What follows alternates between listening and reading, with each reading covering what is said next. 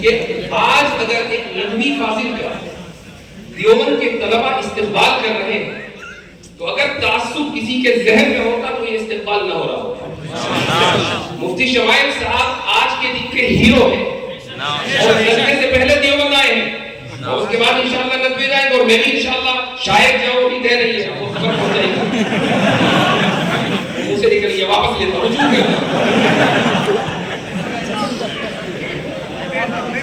ایک اور بات میں بتا دوں کہ آج سے کوئی تقریباً 1.5-2 سال پہلے میری یہ کوشش ہوئی کہ جاوید اختر کو ڈیبیٹ پر بلایا جائے اور بیچ میں کچھ لوگ تھے تو انہوں نے جاوید اختر سے رابطہ بھی کیا اور جاوید اختر نے حامی بھرتی کہ ہاں بھائی ڈیبیٹ کریں گے اور یہ بھی کہہ دیا کہ میں مفتی صاحب کے چینل پر ہی آ جاؤں گا. میرا اپنا کوئی چینل نہیں ہے. مجھے بڑی حیرت ہوئی کہ بھائی بہت زیادہ مسلح ظرفی رکھتے ہیں اور اس میں کوئی شک نہیں.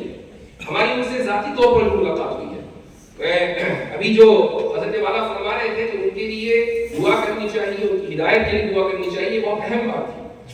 تو انہوں نے اس کو قبول کر لیا لیکن پھر کسی من چلے میں اویس اقبال والی ویڈیو کو دکھا دی اور انہوں نے کہا کہ بھائی میں ان سے ڈیبیٹ نہیں کروں گا اس لیے کہ یہ تو بولنے نہیں دیتے. تو بات ختم ہو گئی. انہوں نے کہا کہ میں شکاگو آ رہا ہوں, وہاں ہی مفتی صاحب رہتے تو وہی بات کرنے کے وہ آئے لیکن کوئی ایسی صورتحال نہیں بن پائی اور گفتگو ان سے نہیں ہوئی. جب ہم پرسوں ان سے ملے ڈیبیٹ سے ایک دن پہلے میں اور مفتی شمائل صاحب ان سے ملے, اپنی ٹیم سے 2-3 لوگ اور تھے تو وہ مجھے دیکھ کر کہنے لگے کہ میں نے آپ کی وہ اویس اقبال والی ویڈیو دیکھی ہے, آپ نے بہت ہی سنجیدگی سے کلام کیا اور آپ نے مکمل موقع دیا ہے سامنے والے کو بولنے کا. میرے ذہن میں آیا کہ ابھی 1.5 سال پہلے آپ نے یہ کہہ کر مناظرے سے پیچھا چھڑایا تھا کہ میں بولنے نہیں دیتا اور ابھی وہ وہی ویڈیو آپ اس کی تعریف کر رہے ہیں ماشاءاللہ. لیکن چونکہ ہر چیز کا ایک وقت مقرر ہوتا ہے, اس کے لیے رجال متعین ہوتے ہیں, اس کے لیے افراد متعین ہوتے ہیں.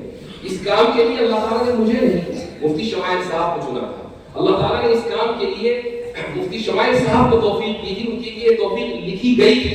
اس لیے میں چاہے جتنا بھی زور لگا لیتا یہ کام ہونے والا نہیں تھا. ہاں اتنا ضرور ہے اور میں حدیث نعمت کے طور پر یہ کہوں گا اور میں نے مفتی صاحب سے بھی یہ کہا کہ بھائی میں صرف یہ چاہتا ہوں کہ اس پورے کام میں تھوڑا سا حصہ میرا ہو جائے. صرف اسی نیت سے میں آپ کے ساتھ لگا ہوا ہوں اور جو کچھ بھی تیاری ہو رہی ہے اس میں مشورے میں شامل ہوں. باقی ان کی اپنی محنت ہے اور یہ ان کی تواضع ان کی ساری ہے کہ انہوں نے سارا کریڈٹ اپنے اساتذہ کو دیا اور مجھے بھی شامل کر دیا. وجزاہ اللہ احسن الجزاء.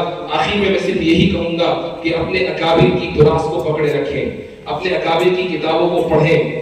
کانٹ سے زیادہ حضرت تھانوی رحمۃ اللہ علیہ کا فلسفہ ہے.